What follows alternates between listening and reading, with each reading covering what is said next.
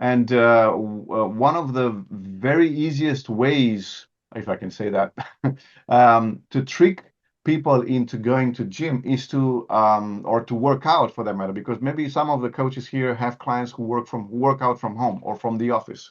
And so is to make it stupid easy to make that workout, whatever that is, right? And so how do you do that? Well, there is this concept of, it's called tiny habits.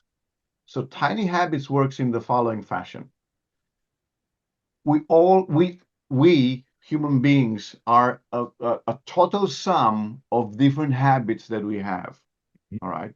So this, your client John, is just a total sum of so many habits that he has. And the idea is that most of those habits are not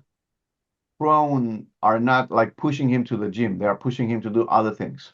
So what we need to do is either remove some of the negative habits or add in some positive habits that are healthy for our client John, right? So the way to do this, the easiest way to do this is the following. Tie in a new habit that you want to build up, tie it in, connect it to an existing habit, right? So I'll give you an example. Let's say every time you go to the bathroom, immediately after you wash your hands, so we presume that everybody washes their hands, right? So immediately after you wash your hands, before you dry your hands, but immediately after you turn off the tap, do 2 or 3 sit-ups right there. Not 10, not 20, one. All right. So make it a habit that after you wash your hands and you just turn on the tap, the next thing is 2 or 3 sit-ups. 1, 2, 3. Not more than that. Not more than that. Just a tiny bit. Then you dry your hands. Then I don't know. Every time you take a sip of water, I don't know, contract your glutes, something, right? So Okay. so very tiny things that you are attaching to something that you are already doing. And then after you've done, so you wash your hands, you turn off the tap, you do the sit up, and then you celebrate yourself. You go like, yes, I did it. And you actually make that gesture. You actually like, yes, I did it, right? Why? Because when you do that, you have a small explosion of endorphins in your brain and of dopamine, which basically says, oh, when I do this thing, then I get a little pleasure.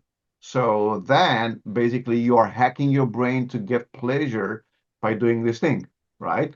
So people get pleasure by scrolling their phone, right? Yep. It's like mesmerized and like go like that, right? Yep. Well, you can say, okay, so now when I put the phone down, I immediately sit up and do a sit up, right? And then after I've done the sit up, yes, I've done it. And you can do that all day long. I like, for instance, when I brush my teeth in the morning and in the evening, I do calf raises, right? So while I'm brushing my teeth, I do calf raises to work out my calves, right?